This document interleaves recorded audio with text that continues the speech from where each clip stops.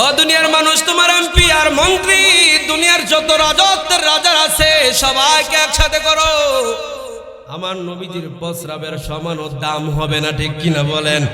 মায়ের নবীর সাথে যদি জান্নাতে থাকতে চাও, দয়ার নবীর সাথে যদি জান্নাতে থাকতে চাও, নবীজির কাছাকাছি যদি থাকতে চাও, নবীজির সুন্নাহর অনুসরণ ছাড়া কোনো উপায় নাই, ঠিক কিনা বলেন? সুন্নাহর অনুসরণ করো, দাবি করতে হবে না, সাইনবোর্ড লাগাইতে হবে না, নবীজির সুন্নাহর অনুসরণ করো। নবীজির সুন্নাহ কি? 3.5 হাত বডির দিকে তাকাও, চুল রাখছো রসুলের তরিকায়, বাবরি চুল রাখো 3 তরিকায়, যদি পারো না রাখলে জায়েজ তরিকায় রাখো, সামনে যত বড় পিছনে তত বড় সমান করে রাখো, সামনের দিকে বড় রাখা পিছনের দিকে ছোট করছো, মাথার মধ্যে খেজুর গাছ, মাথার মধ্যে আনারস, মাথার মধ্যে নৌকা, মাথার মধ্যে টিকটিকি, কত কিছু বানায়, আছে না নাই? বান্দরের মতো চেহারা দেখা যায়, একদিক দিয়ে ঠুল্লা মাথা, আরেক দিক দিয়ে বড় বড় মহিলাদের মতো চুল ডাইকা দিছে, আছে না নাই? ওই খেলোয়াড়দের দিকে তাকাইয়া, নায়ক নায়িকার দিকে তাকাইয়া নবীজি তো জানাই দিছেন এই কথা তোমাকে, তুমি যতই সুন্নি দাবি করো, নিজেকে আশিকে রাসূল দাবি করো, নবীজি বলেন মান তাশাব্বাহা বিকৌমিন ফাহুয়া মিনহুম। আহারে, তোমার আদর্শই বলে দিবে তুমি কোন আদর্শের মানুষ। ও ভালো করে বুঝেন, এই লেবাস নিয়ে যদি যাই, সেনাবাহিনীদের সাথে কি দাঁড়াইতে পারবো নাকি? তাদের ট্রেনিং এ অংশগ্রহণ করতে হইলে, তাদের সাথে চলতে হইলে, ওখানে যাইতে হলে, তাদের মতো করে থাকতে হইলে একটা আলাদা ড্রেস আছে, তাদের আলাদা একটা ইউনিফর্ম আছে। আল্লাহর নবীজি সাল্লাল্লাহু আলাইহি সাল্লামের আদর্শ আলাদা আছে, নবীজির সুন্নাহ আলাদা আছে, নবীজির পোশাক আলাদা আছে, পরিবারতন্ত্র নবীজির আছে, নবীজির রাষ্ট্রতন্ত্র আছে, রাষ্ট্র কিভাবে পরিচালনা করেছেন প্রত্যেকটা জায়গায় নবীজির আদর্শ দেওয়া আছে। তুমি যদি তোমার ব্যক্তি জীবন, পরিবার জীবন, সামাজিক জীবন, রাষ্ট্রীয় জীবন পর্যন্ত, ব্যবসা বাণিজ্য যা আছে, আমার নবীজিকে ফলো করে নবীর আদর্শ মতো চলো, তাহলে তোমার হাসর হবে দয়াল নবীর সাথে, বলেন সুবহানাল্লাহ। আর যদি দুনিয়াতে থাকতে খেলোয়াড়দের অনুসরণ করো, যারা প্রস্রাব করে পারি নেয় না, পূর্ব পশ্চিম চিনে না। আপনাদের সামনে আমি আয়াত পাঠ করেছি, রব বলেন قل إن كنتم تحبون الله فاتبعوني يحببكم الله ويغفر لكم ذنوبكم والله غفور رحيم। আল্লাহ ডাক দিয়া বলেন, ও বন্ধু, বল আপনি বলে দিন, ইন কুনতুম তুহিব্বুনাল্লাহ, যদি তোমরা আল্লাহ তাআলার ভালোবাসা চাও, ফাত্তাবিউনি, আমি নবীর অনুসরণ করো, আমি নবীর অনুসরণ করো। আমি নবীর অনুসরণের মধ্যে আমার রবের ভালোবাসা রয়েছে। ইউহিব্বুকুমুল্লাহ, যদি আমি নবীর অনুকরণ করো, আমার রব আল্লাহ তোমাদেরকে ভালোবাসবেন, আল্লাহর ভালোবাসার পাত্র হয়ে যাবা, বলেন সুবহানাল্লাহ। ওয়াগফির লাকুম যুনুবাকুম, মালিক কেমন যেন ডাক দেয়া বলে, দুনিয়ার মানুষ কেউ যদি কাউকে ভালোবাসে, ভালোবাসার মানুষের হাজার জনে হাজারো দোষ বলে, কিন্তু প্রেমিকের যে মুহাব্বত যার প্রতি আছে, ভালোবাসা আছে, ভালোবাসার দোষ কিন্তু ভালোবাসার মানুষের দোষ তার চোখে পড়ে না। যদিও সে দোষী হয়, যদিও সে বিপদে থাকে, যদিও সে ত্রুটিযুক্ত থাকে, ওই ত্রুটি থেকে সে তার ভালোবাসাকে গালেব করার জন্য ত্রুটিগুলাকে মাফ করে দেয়, ক্ষমা করে দেয়, ঠিক কিনা বলেন? আল্লাহ ডাক দেয়া বলেন, ও দুনিয়ার মানুষ, নবীকে বলেন, নবী গো আপনি বলে দিন, এই দুনিয়ার মানুষগুলো যদি আমি আল্লাহর ভালোবাসা চাই, তাহলে আপনার যেন অনুকরণ করে, আপনার আদর্শের মালা যেন গলে পড়ে নেয়, তাহলে আমি আল্লাহ তাআলা তাদেরকে ভালোবাসবো। আমি যাকে ভালোবাসি তার জীবনে গুনাহ থাকতে পারে না, ওই ব্যক্তি জাহান্নামে যেতে পারে না। আমি আল্লাহ বলে দিলাম, তার জীবনের সব গুনাহ খাতা ক্ষমা করে দিব, বলেন সুবহানাল্লাহ। আমি আল্লাহ পাক রব্বুল আলামিন জীবনের সব গুনাহ ক্ষমা করে দিব। আমি আল্লাহ তাআলা জীবনের সব গুনাহগুলা মাফ করে দিব। পুরস্কার দুইটা, 1 নাম্বার ভালোবাসবো, 2 নাম্বার ক্ষমা করে দিব, আমি আল্লাহ তাআলা মাফ করে দিব। কাজ হলো একটা, এটা হলো নবীজির অনুসরণ অনুকরণ। আল্লাহর বন্দিগি দাসত্ব করব, ওই দাসত্ব আমার নবীজির আদর্শ মতো হতে হবে, ঠিক কিনা বলেন? নবীজির আদর্শ ছাড়া যতই আমল করি, যতই কাজ করি, নবীর আদর্শ যদি না থাকে তাহলে এই আমলের কোনো দাম নাই, কোনো ভ্যালু নাই। নবীজির অনুসরণ অনুকরণ জীবনের মধ্যে, নিজের ব্যক্তি জীবনে, পারিবারিক জীবনে, সামাজিক জীবনে, রাষ্ট্রীয় অঙ্গনে, সর্বক্ষেত্রে একজনকে অনুসরণ করতে হবে। তিনি হলেন আমার নবী মুহাম্মদুর রাসূলুল্লাহ সাল্লাল্লাহু আলাইহি ওয়াসাল্লাম। মায়ার নবী হাদিসে পাকের মধ্যে বলেন, মান আহাব্বা সুন্নতি ফাকাদ হাব্বানি ওয়া মান আহাব্বানি কানা মাই ফিল জান্নাহ। এ দুনিয়ার মানুষ আশেকের কোনো অভাব থাকবে না। একজন নিজেকে আশেক আশেক বলবে। আজকেও আসার পথে, মতলবে এদিকে মাহফিল আপনাদের প্রোগ্রামে আসার পথে বড় করে সাইনবোর্ড কোথায় যেন দেখলাম, বিশ্ব আশেকে রাসূল লেখা। আশেকে রাসূল বড় করে লেখা থাকলে আশেকে রাসূল হয় না। আশেকে রাসূল হলে সাইনবোর্ড লাগে না, সাইনবোর্ড লাগে না, মুখে বলতে হয় না। আশেকে রাসূলের পরিচয় কাজ দ্বারা হয়, ঠিক কিনা বলেন? পান খাই যে পান খাইছি বলতে হয় নাকি? আতর দিছে যে আতর দিছি বলতে হয় নাকি? না না, আতরের গুণ আছে, ঘ্রাণ আছে। হাঁটো রাস্তা দিয়ে চলো, চলে গেলেও মানুষ বলবে কে যেন গেছে, তার গায়ে কত সুন্দর আতর মাখছে। পান যদি খায় তার ঠোঁট থেকে নিদর্শন দেখা যাইবে লোকটা পান খাইছে, ঠিক কিনা বলেন? রং ধরবে রং। এ দুনিয়ার মানুষ, আল্লাহর নবী এটা বলতেছেন, আশেক আশেক বলে নিজেদেরকে আশেক রাসূল বলিয়া, আমি হলাম আশেক, আমি হলাম নবীজির সুন্নি উম্মত, আর বাকি সবাই বলে জাহান্নামী জাহান্নামী, বাকিরা ওয়াহাবি। গালমন্দ করে কি করে না? না না, এগুলার প্রয়োজন নাই। তোমার পরিচয় হলো মান আহাব্বা সুন্নতি ফাকাদ হাব্বানি। আমাকে কে ভালোবাসে কিভাবে বুঝবা যে আমি নবীর সুন্নাহকে ভালোবাসে? সুন্নাহ নিজের জীবনে ধারণ করে সে আমি নবীজিকে ভালোবাসে। বলেন সুবহানাল্লাহ। নবীজিকে ভালোবাসি বলি নিজের 3.5 হাত বডির মধ্যে নবীর সুন্নাহ নাই, ঠিক কিনা বলেন? পীর সাহেব, পীর বাবা, অনেক দরবার আছে, ডাকাতে ডাকাতে আটটুসি সুরেশ্বরী, রাজারবাগী, মাঝভান্ডারি আছে না নাই? চন্দ্রপুরী, আরো কত ফুরি আছে। বাবার দাড়ি পর্যন্ত নাই। তার মানে নাবালক বাবা। কি বাবা? নাবালকে পীর হইছে, দাড়িও ওঠে না এখন। আসলে ওঠে নাই না, সাইড চালাইছে। তোমার বাবা এত বড় হারামি, আল্লাহ তাআলা বলেন তোর বয়স হয়েছে, মায়ের উদর থেকে আসতে দাড়ি নিয়ে আসিস নাই। আমার সৃষ্টির পরিবর্তন, আমি যেমনে চাই, আমি যেটা সুন্দর মনে করি এটাই করি। দাড়ি পুরুষের জন্য সুন্দর, আমি আল্লাহ এটা মনে করেছি, আমি তোকে দাড়ি দিয়েছি। তোমার যাকে বাবা মনে করো, পীর মনে করো, তোমার পীর আব্বাই দাড়ি চাইছে ফেললো কেন? কি মনে করে? আমার আল্লাহ সৌন্দর্য বুঝে না?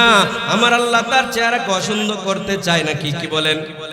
না না না না, আল্লাহ তাআলা যে আহসানি তাকওয়িম করে বানাইছে মানুষদেরকে, উত্তম গঠন, সুন্দর গঠন, সুন্দর অবয়ব দিয়ে বানাইছে। কাকে কোনটা দিয়ে সুন্দর লাগবে? মহিলার লম্বা চুল দিছে, পুরুষকে দাড়ি দিছে।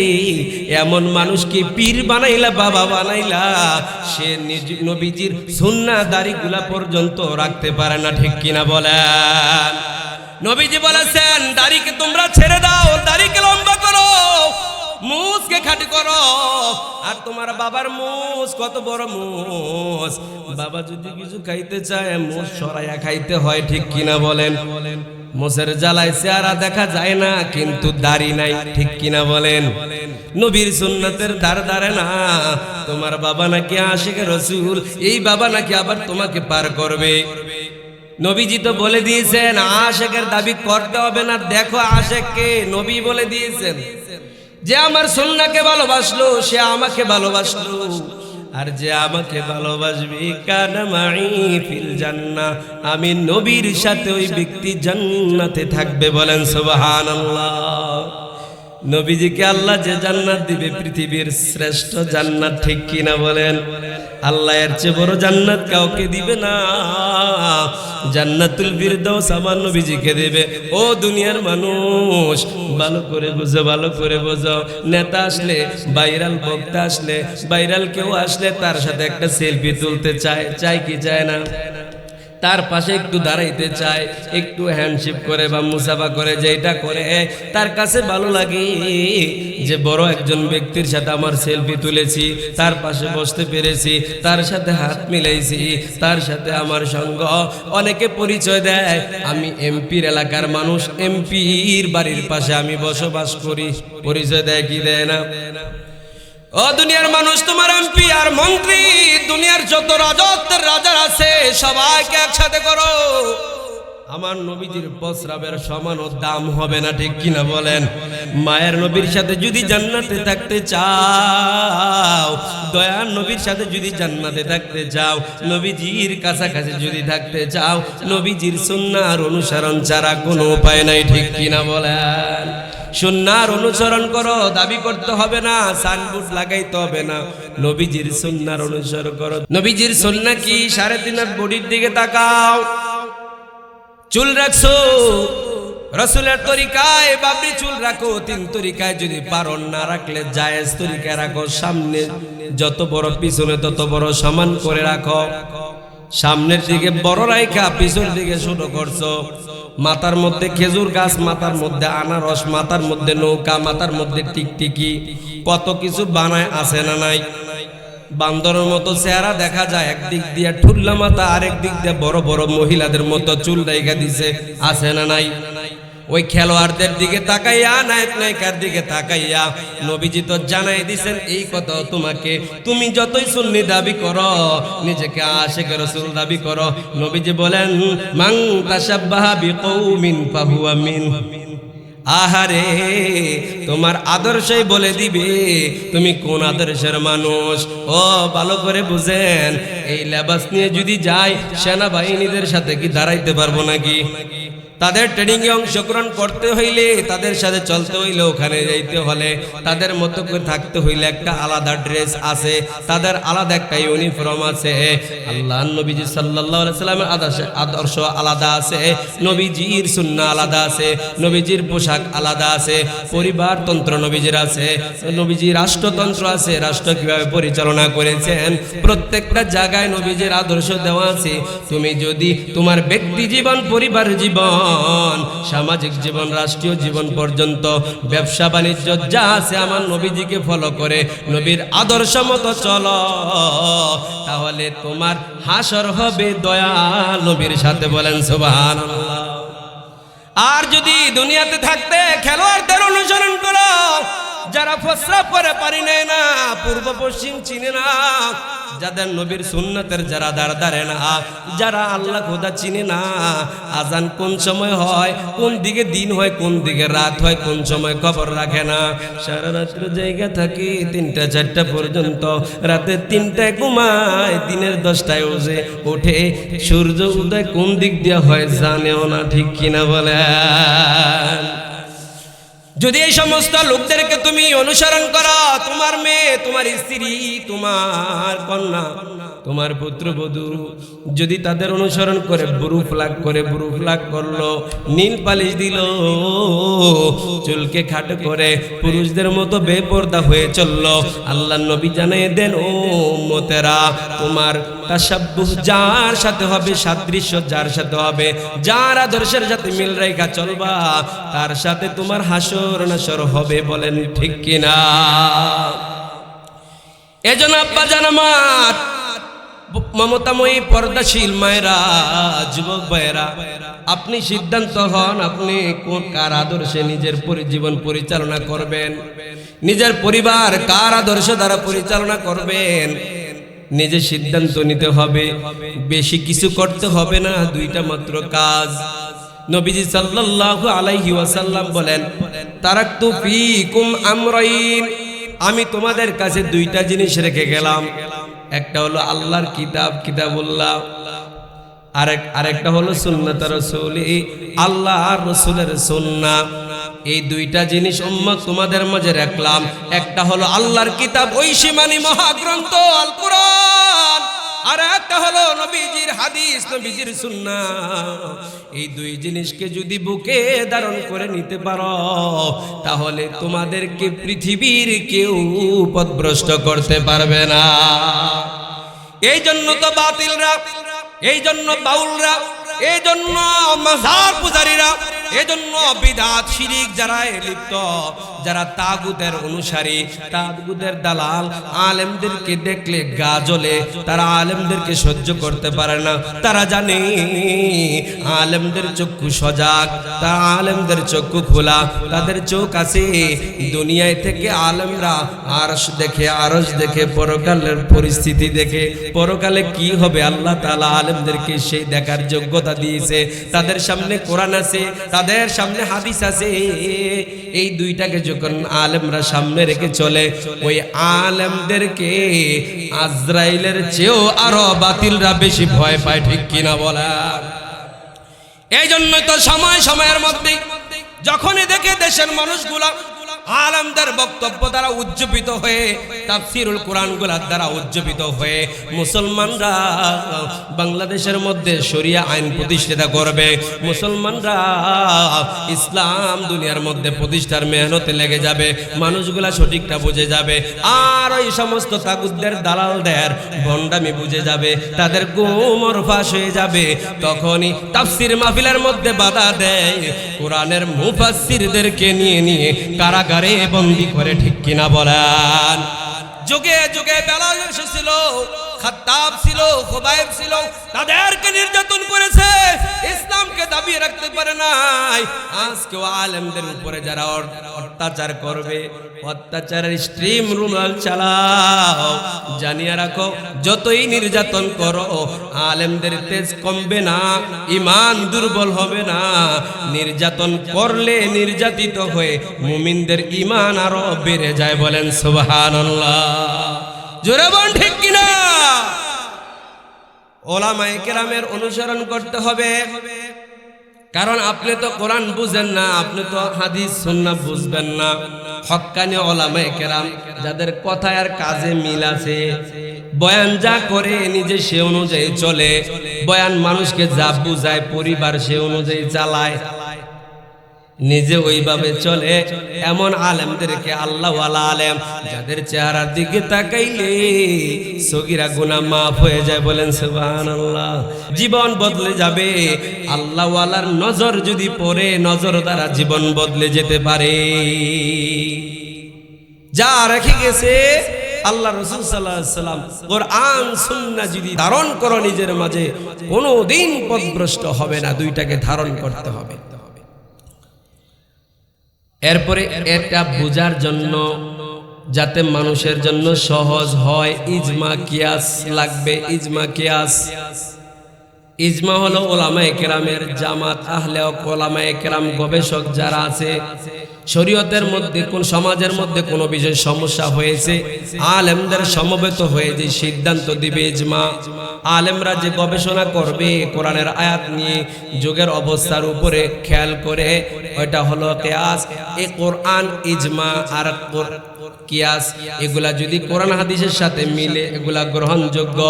আর যদি কারো কথা কোরআন হাদিসের সাংঘর্ষিক হয়, যত সুন্দর হোক, এগুলা গ্রহণযোগ্য না, ঠিক কিনা বলেন? তাহলে মানতে হলে কোরআন, সুন্নাহ, ইজমা, কিয়াস এগুলার অনুসরণ হবে। যদি কোরআন সুন্নাহ রাসূলের আদর্শ অনুযায়ী, ইজমা কিয়াস অনুযায়ী কোন আমল দেখি মিল আছে, তাহলে সুন্দর হোক যেমন হোক মানতে হবে। আর যতই সুন্দর হোক, যদি মিল না থাকে এগুলা মানা যাবে।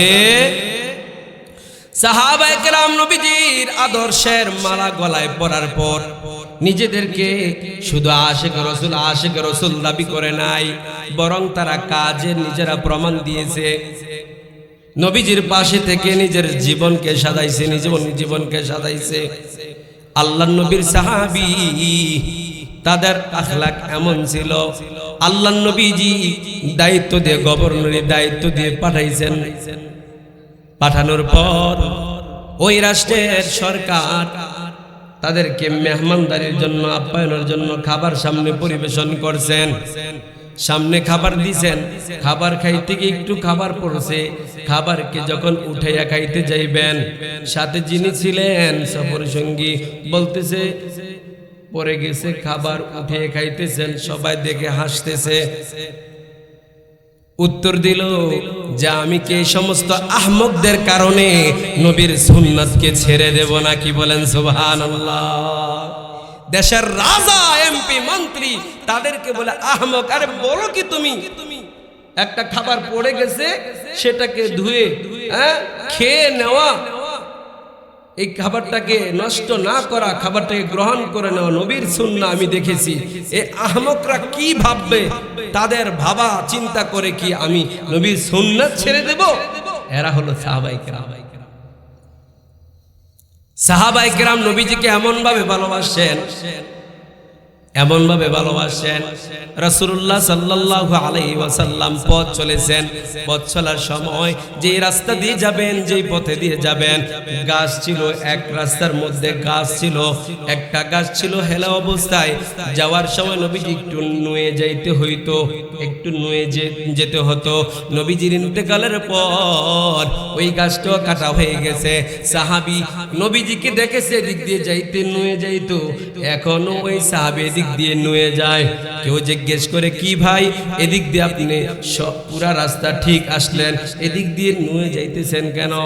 আল্লাহর রাসূলকে দেখেছি এই জায়গা দিয়ে যাওয়ার সময় তিনি নুয়ে যাইতেন। বলেন সুবহানাল্লাহ। একটু গাড়টা নিয়ে রাসূল এদিক দিয়ে যাইতেন, এই জন্য যাই। তো এখান থেকে মাসালা বের করে কয় আরে মিয়া এখানে তো গাছ ছিল, এজন্য সোজা হয়ে যাওয়া যাবে না, এজন্য নুয়ে যাইতো। আমি এত কিছু বুঝি না, আমার রাসূল যেটা করেছে আমি সেটাকে নিজের জীবনের সাথে লাগিয়ে দিয়েছি। বলেন সুবহানাল্লাহ। রাসূলের সুন্নাহকে জীবনের সাথে সাজাইতে হবে। ভালোবাসা যদি চাই, নবীজি সুপারিশ যদি নবীজির চাই, ইবাদত বন্দেগী দিয়ে জান্নাতে যাইতে পারবেন। কে কে হাত তুলেন? ওই কয়েকজনের মনোযোগ হয়তো নাই, হাত নামান। পৃথিবীর এমন কোন মানুষ নাই যে বলবে আমি আমার ইবাদত দ্বারা জান্নাতে যাইতে পারবো, আমার বন্দেগী দ্বারা যাইতে পারবো। কোন নবী রাসূলরাও এর গ্যারান্টি দিতে পারে নাই। বরং আল্লাহর রহমত ছাড়া, আমার নবীজির সুপারিশ ছাড়া কেউ জান্নাতে যেতে পারবে না। ঠিক কিনা বলে? এ নবীর উম্মত, কেউ যদি চায় নবীজির সুপারিশ, নবীজির শাফাআত তার নসিব হোক, কেউ যদি চায় নবীজির নৈকট্য তার হাসিল হোক, সে নবীজির কাছের হবে, নবীজির প্রিয় হবে, ভালোবাসার হবে, নবীজির একেবারে কুরবত হাসিল করবে। নবীজি সাল্লাল্লাহু আলাইহি ওয়াসাল্লাম এটাও জানিয়ে দিয়েছেন, ও দুনিয়ার উম্মত, তোমাদের মধ্যে যদি কেউ বেশি বেশি দুরূদ পাঠ করনেওয়ালা হয়, দুরূদ পড়নেওয়ালা হয়, এই উম্মতটা আমার কাছে সবচেয়ে কাছের। বলেন সুবহানাল্লাহ। তাহলে এক নম্বরে বুঝলাম নবীজির সুন্নাহর অনুসরণ করতে হবে।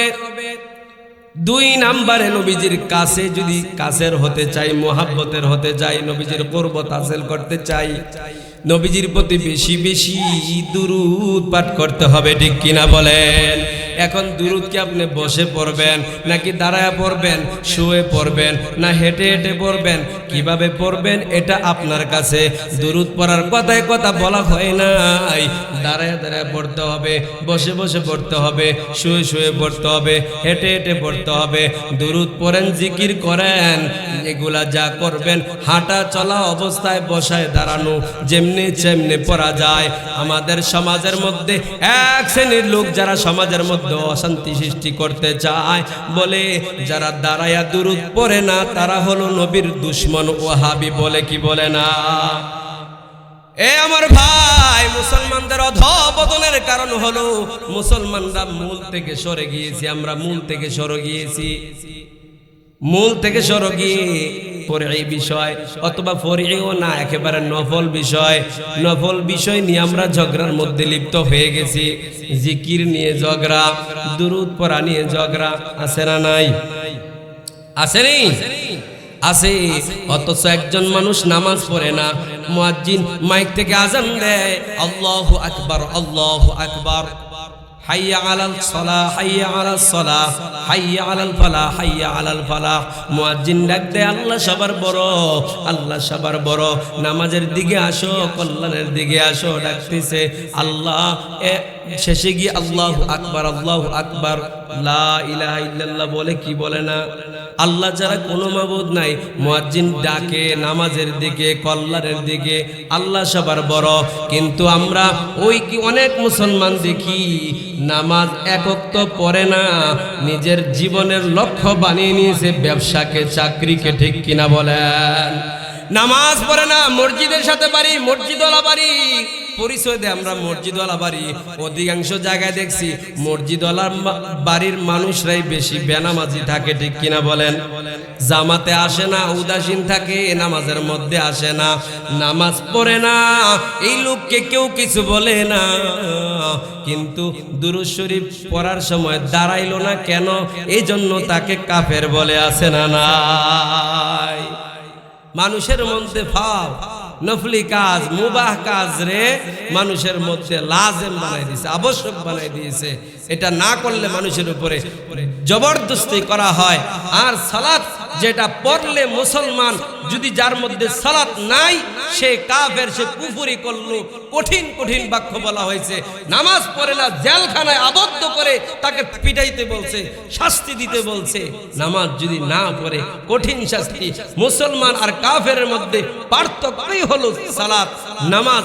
মুসলমান নামাজ পড়বে, কাফের নামাজ পড়বে না।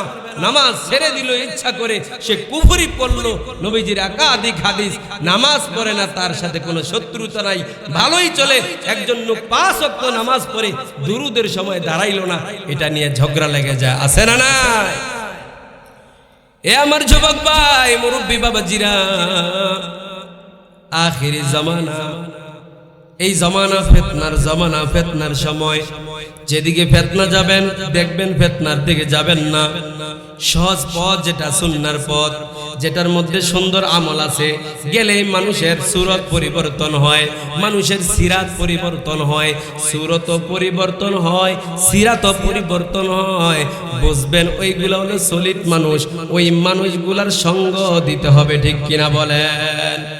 সোহবতে সালেহ তুরা সালেহ কুনাদ, সোহবতে সালেহ তুরা সালেহ কুনাদ। ভালো মানুষের সঙ্গ দিতে হবে, যারা আল্লাহওয়ালা, যাদের মধ্যে আল্লাহর গ্রাণ পাওয়া যায়, যাদের দিকে তাকাইলে আল্লাহর কথা স্মরণ হয়, এই মানুষগুলার অনুসরণ করতে হবে, ঠিক কিনা বলেন? আর রাসূল সাল্লাল্লাহু আলাইহি সাল্লাম বলেছেন, চলবা কোন দিকে, কি মাইনা চলবা, কি থেকে বিরত থাকবা, এইটা নবীজি সাল্লাল্লাহু আলাইহি ওয়াসাল্লাম বলেছেন। দুনিয়ার উম্মত, আল্লাহ পাক রব্বুল আলামিন কোরআনে পাকের মধ্যে বলেছেন, ওয়ামা আতাকুমুর রাসূলু ফাখুযুহু ওয়ামা নাহাকুম আনহু ফান্তাহু। বান্দারা আমার, আমার নবীজি দুনিয়ার মধ্যে যা তোমাদের জন্য নিয়ে এসেছেন, পালনীয় যা আদেশ সূচক, এগুলাকে তোমরা গ্রহণ করো। যা থেকে নবীজি নিষেধ করেছেন, নিষিদ্ধ বস্তু, সেগুলা তোমরা বর্জন করো, সেগুলা তোমরা পরিত্যাগ করো। তাহলে আমাকে দেখতে হবে আলেমের কাছে গিয়ে, ধারে গিয়ে নবীজি কি কি করতে বলছে। নবীজি বলছে হালাল ভাবে ব্যবসা করো, সুদের দিকে যেও না, ঠিক কিনা বলেন? পর্দার সাথে চলো, বেপর্দা হইও না। ভালো মানুষের সঙ্গ দাও, খারাপ মানুষের সাথে যাইও না। খারাপ কাজ নিজে কইরো না, খারাপ কাজের মধ্যে সহযোগিতাও কইরো না। নবীজি যা করতে বলেছেন তা করব, নবীজি যা ছাড়তে বলেছেন তা ছাড়ব। বহু বছর ধরে নামাজ পড়ি, পীরের কাছে মুরিদ, পীরের মুরিদ ঠিক আছে, পীরের কাছে যাই, তাবলীগ করি, সপ্তাহে সপ্তাহে মারকাজের মধ্যেও যাই, নামাজ পড়ি প্রথম কাতারে, কিন্তু নিজের সুদ ছাড়ে না, আছে না নাই? প্রথম কাতারের মধ্যে নামাজ পড়ে গীবত ছাড়ে না, প্রথম কাতারের মধ্যে নামাজ পড়ে গান বাদ্য অশ্লীলতার সাথে লিপ্ত আছে না নাই? আরামের মধ্যে লিপ্ত, খারাপ মানুষের মধ্যে সঙ্গ, জীবনে পরিবর্তন নাই। কারণ কি? কারণ একটাই, নামাজ পড়ে কিন্তু নামাজের মতো নামাজ, নবীওয়ালা নামাজ হয় না, ঠিক কিনা বলেন? সাখাওয়াত হোসেন রাজি সাহেব একটা কথা বলছে, ওয়াজ এরকম বহু হয়, কিন্তু কোন ওয়াজের পরে মানুষকে সূরা কেরাত নামাজ শিক্ষা দেওয়া হয়। এজন্য আমাদের ওয়াজগুলা, আমাদের নসিহাগুলা বুজুর্গানে দিন তো ওনারা নসিহা করবেন। আমরা যারা আছি দরকার প্র্যাকটিক্যালি আমলের উপরে কথা বলা, নিজের জীবনকে সাজানো। এজন্য যদি নবীর আশিক দাবি করি, দাবি করার প্রয়োজন নাই, সুন্নতের উপরে উঠি। আল্লাহর হাবিব সাল্লাল্লাহু আলাইহি ওয়াসাল্লামের মধ্যে মিসওয়াক ছিল, মিসওয়াক। সাহাবায়ে কেরাম মিসওয়াককে সুন্নাহ বানিয়ে নিয়েছেন। যদি বলি কয়জনের পকেটের মধ্যে মিসওয়াক আছে, অনেকের পকেটে মিসওয়াক পাওয়া যাবে না। খাবার সবাই খায়, যদি বলা হয় ঘরের মধ্যে কয়জনের দস্তরখান আছে, কয় দস্তরখান আবার কি? দস্তরখান সাথে সম্পর্ক নেই, নবীজির সুন্নাতের সাথে সম্পর্ক নাই, আছে না নাই? রাসূলুল্লাহ সাল্লাল্লাহু আলাইহি ওয়াসাল্লাম হাঁটার সময় রাস্তার ডান দিক দিয়ে হাঁটতেন, আমার মধ্যে সেই আমল আছে না নাই? যদি খুঁজি দেখবো আমরা রাস্তায় হাঁটতে ডান বাম কোনো বিবেচনা করি না, ঠিক কিনা বলেন? রাসূলুল্লাহর আদর্শ হলো সাহাবায়ে কেরামকে শিখিয়েছেন, তোমরা যখন চলাফেরা করো তখন সালামের সাথে চলবা। আগে যে সালাম দিবা সেই উত্তম, অহংকার মুক্ত। আগে সালাম দাও, সালাম দিলে তুমি 90 নেকি লাভ করবা, বেশি সওয়াব হবে। আর যে গ্রহণ করবে সালামের জবাব দিবে সে 10 নেকি মাত্র পাইবে। কিন্তু আমরা আজকে সালাম পাওয়ার আশায় বসে থাকি। ইমাম সাহেব বলে মুসল্লিরা আমাকে সালাম দিবে, চেয়ারম্যান বলে জনগণ আমাকে সালাম দিবে, দাদাই বলে নাতিরা সালাম দিবে, সিনিয়ররা জুনিয়রের কাছে সালামের আশায় বসে থাকে। ছোটরা যদি সালাম না দেয় বেয়াদব বলে। কিন্তু আমার নবীজি বলে না না, আমার আদর্শ এটা নয়, ছোট নয় বড় নয়, বরং সবাই সবাইকে সালাম দিবে। রাসূলুল্লাহ ছোটকে দেখতেও সালাম দিতেন, সাহাবায়ে কেরাম ছোটদেরকে দেখলেও সালাম দিতেন। ছোট ছোট বাচ্চারা হেসে দিত, বলেন সুবহানাল্লাহ। নবীজির ছোট ছোট বাচ্চাদের সাথে ভালোবাসা ছিল। নবীজিকে ছোট ছোট বাচ্চারাও চিনত, পশুরা চিনত, পাখিরা চিনত। আমার নবীজির পরিচয় সবার মাঝে ছিল। কেন থাকবে না? কেন থাকবে না? আমার নবী যে এমন নবী, যেই নবীর সাথে কোনো তুলনা চলে না, ঠিক কিনা বলেন? পৃথিবীতে কোনো একটা মানুষ এমন পৃথিবীতে জন্মগ্রহণ করে নাই যে মানুষটা খতনা হয়ে মায়ের গর্ভ থেকেই খতনা হয়ে আসছে। খতনা বুঝেন না? মুসলমানি করায় খতনা করানো অবস্থায় আসছে। দুনিয়ার কোনো মানুষের লজ্জাস্থান দেখতে হয় নাই, খতনা করতে হয় নাই, মায়ের পেট থেকে খতনা হয়ে আসছে পৃথিবীতে একজন মানুষ, মহামানব, আদর্শ মানব মুহাম্মাদুর রাসূলুল্লাহ সাল্লাল্লাহু আলাইহি ওয়াসাল্লাম। মায়ের পেট থেকে খতনা হয়ে আসে, দুনিয়ায় খতনা করাইতে হয় না। ও বাবারা ভালো করে বুঝেন, মায়ের সাথে সন্তানের নাভির সাথে একটা একজাস থাকে কিনা, নার থাকে কিনা? বলে নবীজিকে আল্লাহ তাআলা আগে থেকে পেটের মধ্যে নার কেটে দিয়েছিলেন, বলেন সুবহানাল্লাহ। আমার নবীজি এত পবিত্র, এত পবিত্র, এত মহান আল্লাহ বানাইছেন আমার নবীজিকে। দুনিয়ার মধ্যে আসলে দুনিয়ার বাচ্চাগুলা চিৎকার চেঁচামেচি করে, আমার নবীজি দুনিয়ায় পড়িয়া সাথে সাথে মালিকের দরবারে সিজদায় পড়ে শুকরিয়া আদায় করেছে, বলেন সুবহানাল্লাহ। আমার নবীর সাথে আরেকজন নবী মিলাও তো দেখি, আমার নবীর মতো আরেকজন মানুষ মিলাও তো দেখি, এমন মানুষ হয় কিনা? আম্মা জান হযরতে আমিনা বলেন, আমার নবী যখন আমার গর্ভে ছিল, শিশু মুহাম্মদ, দুনিয়ার মহিলাদের দেখি বাচ্চা যখন গর্ভে আসে তখন পেট বড় হয়, হয় কি হয় না? হয় কি হয় না? কথা বুঝেন না? যখন পেটের মধ্যে বাচ্চা আসে, সন্তান আসে, পেট বড় হয়, হযরতে আমেনা বলেন না না, আমার নবী যখন আমার গর্ভের মধ্যে ছিলেন আমার পেট আগে যেমন ছিল তেমনই আছে, আগের মতোই ছিল, কোনো বাড়ে নাই। বলেন সুবহানাল্লাহ। মহিলারা ওজন অনুভব করে, কষ্ট পায়, বলে না না আমি হালকা অনুভব করেছি, আমার রাসূল যে আমার পেটের মধ্যে আছে আমি কোনো ধরনের কষ্ট অনুভব করি নাই। সন্তান যখন গর্ভে আসি মায়ের খাবারের রুচি নষ্ট হয়ে যায়, যায় কি যায় না? যুবকরা তো বুঝবে না, মুরব্বীরা বলেন না, যায় কি যায় না? সন্তান যখন গর্ভে আসে মায়ের রুচি নষ্ট হয়ে যায়, খাবারের রুচি নষ্ট হয়ে যায়। আমিনা বলেন না না আমার রুচি নষ্ট হয় নাই, বমি বমি ভাব হয়, মাথা ঘুরায়, অস্বস্তি অস্বস্তি ভাব হয়। রহমাতুল লিল আলামিন যখন আমার গর্ভের মধ্যে আসছেন আমি কোনো অস্বস্তি ভাব মনে করি নাই। বলেন সুবহানাল্লাহ। এই হলো দুজাহানের বাদশা নবী, আমার নবীর গুণ। আল্লাহর হাবিব সাল্লাল্লাহু আলাইহি ওয়াসাল্লাম এমন দামি ছিলেন, এমন বরকতময় ছিলেন। নবীজির আম্মা জান বাহিরে বাইর হইলেন, বাহিরে তখন পর্দা ছিল না, পর্দা তো তখন ছিল না। বাহিরে বের হয়েছেন রাস্তা দিকে যাওয়ার সময়, যখন বাড়িতে আসতেছে কিছু মানুষের নাকের মধ্যে, নবীজির আম্মা জান আসতেছে নাকের মধ্যে একটা সুঘ্রাণ বাড়ি খাইছে, সুঘ্রাণ, সুঘ্রাণ ছড়ায়া পড়ছে, সুঘ্রাণ যেদিক দিয়ে আসছে সুঘ্রাণ ছড়ায়া পড়ছে। সমালোচনা শুরু হয়ে গেছে। তখনকার যুগেও মহিলারা, বিশেষ করে বিধবা মহিলারা, তখনকার কথা বলতেছি, এখন তো কোনো মহিলারাই সুগন্ধি ব্যবহার করে নিজের স্বামী ছাড়া অন্য কারো কাছে যাইতে পারবে? বাহিরে বের হতে তো সুগন্ধি মহিলারা ব্যবহার করতেই পারবে না। রাসূল সাল্লাল্লাহু আলাইহি সাল্লামের আম্মা জান রাস্তায় বের হলেন, পথচারীরা সুগন্ধি অনুভব করলো। আয়েশা বলতেছে আব্দুল মুত্তালিব তোমার ছেলে আব্দুল্লাহ ইন্তেকাল করেছে। আব্দুল্লাহ সিরি, সে তো একজন বিধবা মহিলা, সে কিভাবে সুগন্ধি ব্যবহার করে রাস্তার মধ্যে চলাফেরা করে, এটা কেমন হলো?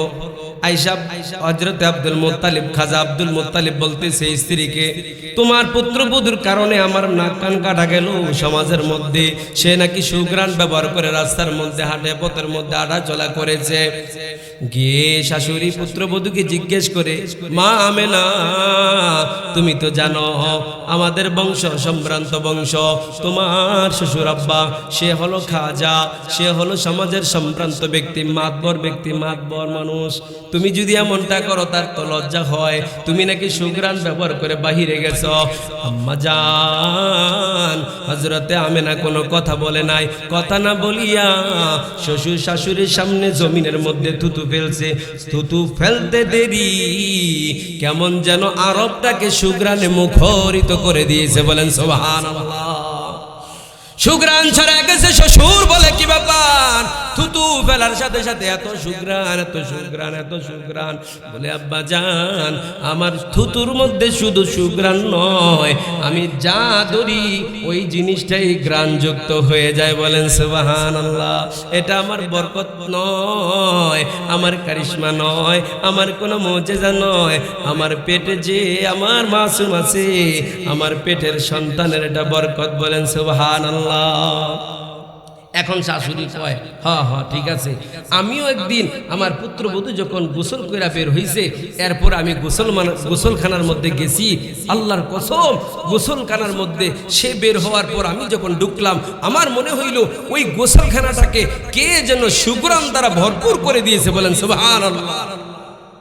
হযরত আমেনা বলে শুধু তাই নয়, আমার নবী যখন আমার গর্ভে ছিল, আমি যখন বের হতাম ঘর থেকে বের হলে দুনিয়ার সূর্যটা যখন প্রখর রৌদ্র দিত, প্রচন্ড রৌদ্র থাকতো, প্রচন্ড রৌদ্র, প্রচন্ড রৌদ্রের তাপ, ওই সময়ের মধ্যে যখন আমি বাহিরে যাইতাম কে যেন আমার মাথার উপরে ছায়া দিত, মেঘমালা এসে। বলেন সুবহানাল্লাহ।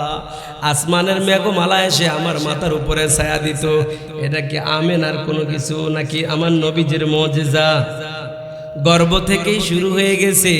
নবীজির আম্মা জান বের হলে রৌদ্র অবস্থায় কষ্ট যেন হয় না, এজন্য মেঘমালা এসে ছায়া দেয়। বলেন সুবহানাল্লাহ। হযরতে আমেনা বলেন শুধু তাই নয়, আমি যখন হাঁটি প্রচন্ড গরমের মধ্যে, রৌদ্রের মধ্যে, বালুর মধ্যে পাড়া দিই, উত্তপ্ত বালু কে যেন শীতল করে দেয়। বলেন সুবহানাল্লাহ। পাথরের মধ্যে, প্রচন্ড গরমের মধ্যে উত্তপ্ত পাথরের মধ্যে পাড়া দেয়, শক্ত পাথর, ওই পাথর কে যেন আমার পায়ের নিচে মুলাম করে দেয়। বলেন সুবহানাল্লাহ। এ আরবের লোকেরা ভালো করে বুঝো, এ নবীর উম্মতরা ভালো করে শুনেন, চাঁদপুরের মুসলমান। নবীজির আম্মা জান বলে আমি যখন পানি আনতে যাইতাম, কূপের ধারে গিয়ে কূপ থেকে পানি তুলতে হয়। এখনকার আম্মা জানরা, এখনকার বোনেরা, মায়েরা তো কত শান্তি, ঘরের ভিতরে টেপ কল আছে, শুধু এভাবে হাতটা ঘুরায় আর পানি পড়ে। ঠিক কিনা বলেন? অনেকের আবার আছে ঘুরাইতেও হয় না, শুধু যেদিক দিয়ে পানি বের হবে হাতটা দিলে পানি আসে, হাত সরাই নিলে পানি বের হয় না। আছে না নাই? শহরের মধ্যে আছে। কত সুন্দর প্রযুক্তি। আর তখনকার সময় তারা মহিলারা কূপের দ্বারে যাইতে হইতো, গিয়া কূপের মধ্যে রশি দিয়া বালতি ফালাইয়া টাইনা তুলতো, শক্তি দিয়া তুইলা পানি আনতে হইতো। হযরতে আমেনা বলেন একদিনকার ঘটনা, আমি যখনই পানি আনতে যাইতাম তখনই এমন হইতো, আরবের মহিলারা আমি কূপের কাছে যাওয়ার সাথে সাথে আমাকে ধরে ফেললো। আমেনা গো, তুমি যেও না, তুমি যেও না, আর কিছুক্ষণ অপেক্ষা করো, আর কিছুক্ষণ তুমি থাকো। তুমি যদি থাকো, তোমার কলসটা, পানির গাটিয়াটা আমরা তোমার বাসায় দিয়ে আসবো, তোমার কলস তুমি নিতে হবে না। কারণ কি ছিল? আম্মাজান, নবীজির আম্মাজান হযরত আমেনা বলেন কূপের পানি যখন গভীর নিচে থাকতো, আমি যখন কূপের কাছে যাইতাম, গভীর কূপ থেকে পানিগুলা কূপের উপরে চলে আসতো। বলেন সুবহানাল্লাহ। কার বরকত? আমার নবীজির বরকত। কার বরকত? বরকতওয়ালা নবীজি। হযরতে আবু বকর বলেন আমার নবীজির কত বরকত চোখে দেখলাম, কত বরকত চোখে দেখলাম। এমন একটা বকরি যেটা দুধ দেওয়ার উপযুক্ত হয় নাই, দুধ দেওয়ার উপযুক্ত হয় নাই, বাছুর বলতে পারেন, ছোট একটা বকরি। এমন একটা বকরি থেকে নবীজি দুধ দহন করে নিজে পান করলেন, আমাদেরকেও পান করাইলেন। বলেন সুবহানাল্লাহ। আল্লাহ পাক রব্বুল আলামিন নবীজির আদর্শ অনুযায়ী সুন্নাহকে মেনে আমাদেরকে চলার তৌফিক দান করেন, নবীজির আজমত মুহাব্বত অন্তরে ধারণের তৌফিক দান করেন। অসমাপ্ত অগুছালো যে কথাগুলো বললাম, বড়দের সামনে একটু সবক শোনাইলাম, আল্লাহ তাআলা যেন আমাদেরকে বড়দের অনুসরণ করে সহি পথে চলতে পারে তৌফিক দান করেন। সকলে বলেন আমিন। আসসালামু আলাইকুম ওয়া রাহমাতুল্লাহি ওয়া বারাকাতুহু।